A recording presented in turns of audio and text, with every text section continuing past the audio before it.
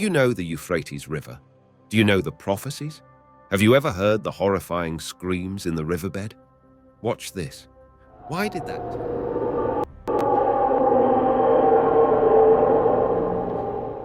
that terrifying screaming sound appear? Is it hiding something? Join me as we delve into the discovery of the scary truth behind the mysterious river said to be the source of life for many countries around the world. The Euphrates River is the largest waterway in Southwest Asia. It, like many other rivers, holds great importance to the civilizations of the area.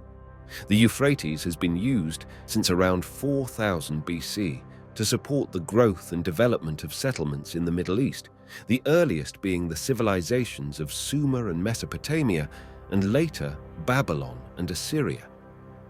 The Euphrates is one of two major waterways in the region, the other being the Tigris, both of which contributed to the rise of the Mesopotamian Empire. Rivers were a vital source of survival and growth in ancient times, and it can be often seen in history that settlements sprung up along rivers. Rivers provided a source of both food and water for new settlers. Later, they were used for farming, trade, and transportation. Both the Tigris and Euphrates continue to be a source of water for major cities in the Middle East. Today, you will learn about one of the most well-known prophecies in Christian faith. More than 2,000 years ago, the Bible predicted that the Euphrates River, Asia's largest and longest river, would completely dry up, and that when that day arrived, something terrible would occur. In the Bible, what does this mean? According to the Bible, the sixth angel poured his vial on the great river Euphrates, causing its water to dry up in order to prepare the way for the kings of the East. Revelation 16:12. The Euphrates River flows through the Asian continent's Mesopotamian countries. Several Christians around the world have defended and highlighted the river prophecy. But why? According to them, the evidence begins with a location, as the Euphrates River is in the east. The other reason is that the countries in this region have enough resources to form a large army, as the Bible predicts an army of 200 million soldiers marching through it in Revelation 9:16-18. The Euphrates River is located in an area where several significant biblical events occurred. According to Christianity, this river formed a border with the Garden of Eden. Its waters flowed through the location that God designed to be the home of Adam and Eve, as well as all of the animals he created at the beginning of time. The scriptures also show that God chose this river as one of the boundaries of the promised land that would be given to Abraham's descendants in Genesis 15:18. And it was also in this region that Nimrod established the Babylonian religion, where the Tower of Babel was built as a symbol of defiance to God. And according to Revelation 9, when the river dries up, an army of more than 200 million soldiers will march from the east. It's interesting to note that when the Apostle John wrote these words, the world's population was less than 200 million. But just when you think this prophecy can't get any scarier, consider what the Bible says. And he released the 4 angels who were prepared for the hour and day, month and year to kill the third part of men, in Revelation 9:15. The Euphrates is mentioned in the Bible several times. In Genesis 2:14, it is mentioned as one of the rivers that surround the Garden of Eden. In Genesis 15:18, the river is mentioned as one of the boundaries of the land that God gave to Abraham's descendants. That same day, the Lord made a covenant with Abram, saying, "To your descendants I have given this land, from the river of Egypt to the great river Euphrates." What stands out the most is that Jeremiah predicted its drought in Jeremiah 50:38-39. "The sword will come upon your waters, and they will dry up, for it is a land of graven images, and its inhabitants are driven insane by these terrible things. As a result, the desert beasts and jackals will live in Babylon, as will the ostriches. It will never be populated or inhabited again from generation to generation." Some even claim that the scenes I'm about to show belong to the 4 imprisoned angels. Well, we aren't sure, but one thing is certain: According to the Bible, when the river completely dries up, these 4 fallen angels will be released to lead a massive army capable of annihilating a third of humanity. Therefore, if we add that number to all the other judgments in Revelation, it would mean that more than half of the population would be destroyed, given that the planet currently has an average of 8 billion inhabitants. That implies that 4 billion people would vanish overnight. At this point, you might be wondering who these angels were and where they originated. Some Bible scholars believe these are the same fallen angels mentioned in Jude, chapter 1 of the New Testament. They claim that these angels entered the world because they found men's daughters attractive. They continued to have relationships with these women, which resulted in the creation of hybrid beings known as the Nephilim. When God realized what had happened, he became enraged and unleashed a flood on earth. What happened to the angels? According to the scriptures, God imprisoned them in places of total darkness. Take a closer hearing at the words, "And the angels which did not keep their own principality, but left their own dwelling place he reserved in darkness and in eternal chains until the judgment of that great day."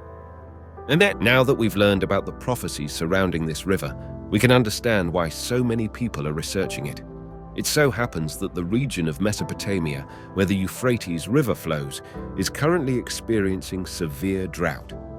According to the Ministry of Water Resources, Iraq is experiencing one of the most severe water crises since 1930. Due to the constant droughts, local authorities in the region estimate that on average, 1,200 families have abandoned the southern regions of Iraq, where agricultural activity is more prevalent. With that, thousands of families were affected as many of them depended on animal husbandry, which is one of the only ways to survive there. Another interesting fact is that the decrease in the volume of water in the Tigris and Euphrates rivers provided numerous benefits to the archaeological community. This reduction enabled the discovery of previously unknown archaeological sites, such as one built in the early 1970s and containing over 11,000 years of history. This site is located in the far north of Iraq. Furthermore, the drought has uncovered an ancient city in the Mosul region. All of this occurred because the Mosul Dam reservoir experienced an extended dry spell. This dam contains the waters of the Tigris, one of Iraq's largest rivers. Let's talk about Zajiko, a newly discovered city in northern Mesopotamia. Researchers believe this city may have been mentioned in ancient Babylonian texts. This city was discovered to have large fortifications, cast metal walls made of bricks, and even evidence of residential buildings. Archaeologists also found a 3,400-year-old palace. According to the researchers, this structure belonged to the Meten Empire, which ruled parts of Syria, Iraq, and Turkey. In the Bible, it said when the Euphrates River runs dry, then immense things are on the horizon, perhaps even the foretelling of the second coming of Jesus Christ and the rapture. Revelation 16:12 reads, "The sixth angel poured out his bowl on the great river Euphrates, and its water was dried up to prepare the way for the kings from the east." Well, not to sound dramatic or anything, but it looks like that time is nigh. Together with the Tigris, the Euphrates carves through present-day Syria and Iraq before emptying into the Persian Gulf. For thousands of years, the twin rivers have allowed farming communities and grand cities to flourish in Mesopotamia, which is considered the cradle of some of the world's earliest civilizations. However, for several decades, it's become increasingly apparent that the Tigris-Euphrates river system is drying out. A government report in 2021 warned that the rivers could run dry by 2040 due to declining water levels and droughts driven by climate change. NASA's Twin Gravity Recovery and Climate Experiment, GRACE, satellites collected images of this area in 2013 and found that the Tigris and Euphrates river basins had lost 144 cubic kilometers, 34 cubic miles, of fresh water since 2003. GRACE data show an alarming rate of decrease in total water storage in the Tigris and Euphrates river basins, which currently have the second fastest rate of groundwater storage loss on Earth after India, said J. Familietti, principal investigator of the study and a hydrologist and professor at UC Irvine, in a statement. The rate was especially striking after the 2007 drought. Meanwhile, demand for fresh water continues to rise, and the region does not coordinate its water management because of different interpretations of international laws, explained Familietti. The strain is already starting to show, but a total collapse of the river system would spell disaster for the region. Millions of people across Turkey, Syria, and Iraq rely on the Tigris-Euphrates for water. As the rivers start to struggle, international disputes over access to water are already heating up. These arguments have also prevented governments from effectively reaching any solution to the problem. Parched for water, these countries could also be facing a looming public health crisis. A recent report published in the British medical journal, BMJ, investigated how a myriad of health emergencies are building in Iraq because people are struggling to get their hands on clean water.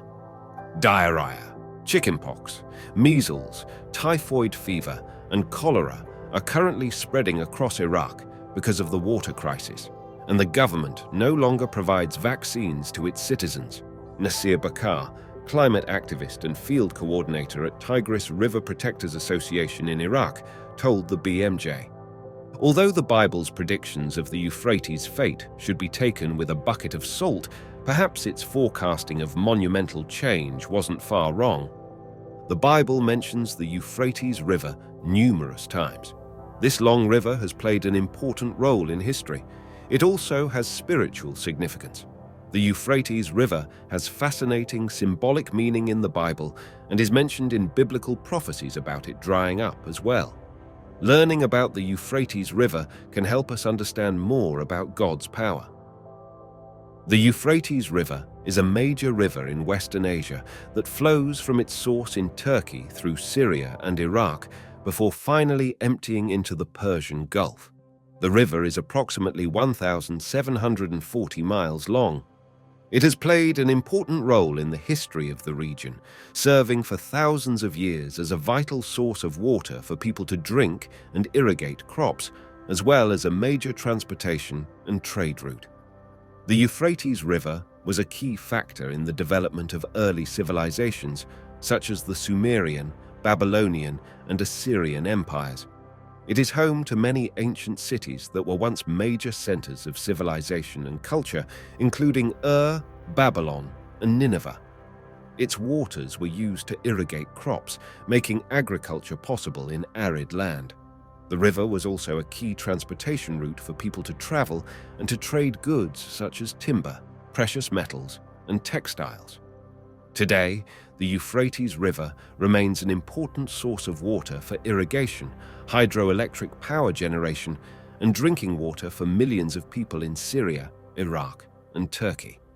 However, the river currently faces several challenges, including drought, dam construction, and pollution, which threaten its continued viability as a vital resource for the region. The Bible often mentions the Euphrates River as a geographical marker, but it also describes the river's significance as a symbol of God's power over the natural world that He has created. The Euphrates River is a complex symbol in the Bible.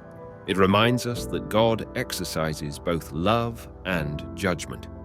In various verses, the Bible mentions the Euphrates River in ways that speak of both hope and destruction.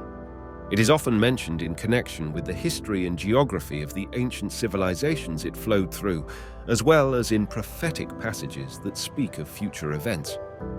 In Genesis 2:14, the Euphrates is one of 4 rivers that flow from the Garden of Eden. This suggests that the Euphrates is a place of fertility and abundance.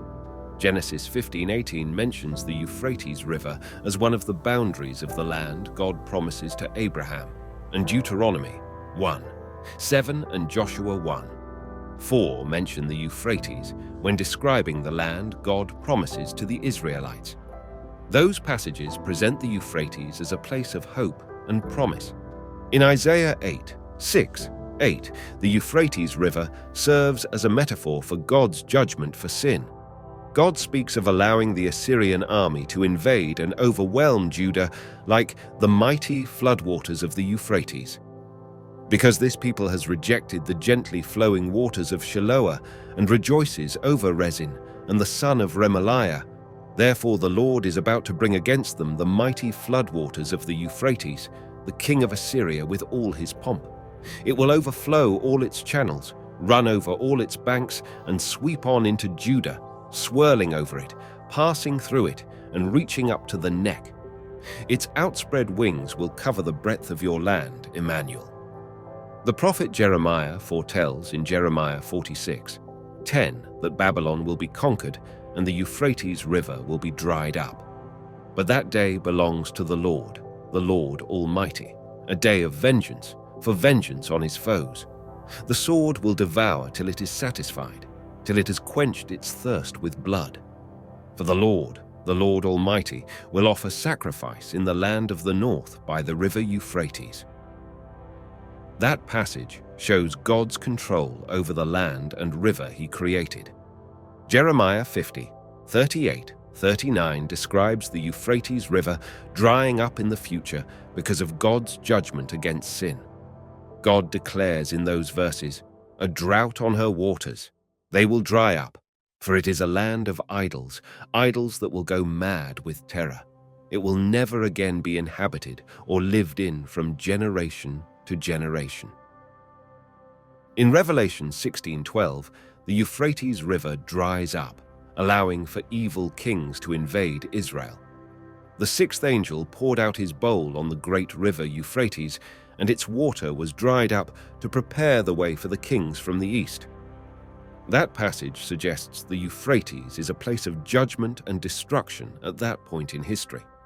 The Euphrates River, like all rivers, may dry up for a non-spiritual reason, simply because of people not taking good care of the river's environment. Spiritually, Bible scholars have offered various interpretations of Bible passages about the Euphrates River drying up. Some see it as a symbol of the decline and fall of the Babylonian Empire, which was a powerful force in the ancient world but eventually lost its dominance. Others see it as a sign of the end times, which lead up to when Jesus will return to judge the world and separate the righteous from the wicked. In that interpretation, the Euphrates River drying up may point to the unleashing of the forces of darkness on the world. It could be referring to when the Antichrist will gather his armies to invade Israel. In that scenario, the dry riverbed of the Euphrates can allow the armies to cross the river and attack Israel. We don't know precisely when that will happen, but pondering the Euphrates drying up during the end times, whenever that actually takes place, is a sobering reminder that God is in control of history. He will bring judgment on the world for its sin, but he will also protect his people. We can trust in God, even in the midst of the darkest of times. Ultimately, the biblical meaning of the Euphrates drying up is a matter of interpretation and debate. What is clear, however, is that the image of the river running dry is a powerful symbol of the spiritual dryness that can afflict people who turn away from God. The solution for spiritual dryness is a relationship with God, who is our living water. The Bible refers to God as living water numerous times. Jesus reveals in John 4:14, "Whoever drinks the water I give them will never thirst. Indeed, the water I give them will become in them a spring of water welling up to eternal life." In John 7:37-38, Jesus encourages us, "Let anyone who is thirsty come to me and drink. Whoever believes in me, as Scripture has said, rivers of living water will flow from within them." The Euphrates River has spiritual significance for Christians because the Bible mentions it in both historical and prophetic contexts. It serves as a symbol of both positive and negative change and points to God's power over the natural world he has created. The Euphrates also can inspire us to reflect on the battle between good and evil, as well as the contrast between spiritual dryness and the spiritual fulfillment that God provides through Jesus, who provides the ultimate satisfaction for our spiritual thirst. Hebrew, perath, Assyrian, Purat, Persian cuneiform, Euphrates, whence Greek Euphrates, meaning sweet water. The Assyrian name means the stream or the great stream. It is generally called in the Bible simply the river, Exodus 23:31, or the great river, Deuteronomy 1:7. The Euphrates is first mentioned in Genesis 2:14 as one of the rivers of paradise. It is next mentioned in connection with the covenant which God entered into with Abraham, 15:18, when he promised to his descendants the land from the river of Egypt to the river Euphrates, Compageur Deuteronomy 11:24, Joshua 1:4. A covenant promise afterwards fulfilled in the extended conquests of David, 2 Samuel 8, 2:14, 1 Chronicles 18, 3, 1 Kings 4:24. It was then the boundary of the kingdom to the northeast. In the ancient history of Assyria and Babylon and Egypt, many events are recorded in which mention is made of the Great River. Just as the Nile represented in prophecy the power of Egypt, so the Euphrates represented the Assyrian power, Isaiah 8:7, Jeremiah 2:18. It is by far the largest and most important of all the rivers of Western Asia. From its source in the Armenian mountains to the Persian Gulf, into which it empties itself, it has a course of about 1,700 miles. It has two sources. One, the Frat or Karasu, that is, the Black River, which rises 25 miles northeast of Erzurum, and two, the Muradchai, that is, the River of Desire, which rises near Ararat on the northern slope of Alatark. At Keban Mardan, 400 miles from the source of the former and 270 from that of the latter, they meet and form the majestic stream, which is at length joined by the Tigris at Korna, after which it is called Shat el Arab, which runs in a deep and broad stream for above 140 miles to the sea. It is estimated that the alluvium brought down by these rivers encroaches on the sea at the rate of about 1 mile in 30 years. Hebrew, Pereth, Assyrian, Purat, Persian cuneiform, Euphrates, whence Greek Euphrates, meaning sweet water. The Assyrian name means the stream or the great stream. It is generally called in the Bible simply the river, Exodus 23:31, or the great river, Deuteronomy 1:7. The Euphrates is first mentioned in Genesis 2:14 as one of the rivers of paradise. It is next mentioned in connection with the covenant which God entered into with Abraham, 15:18, when he promised to his descendants the land from the river of Egypt to the river Euphrates.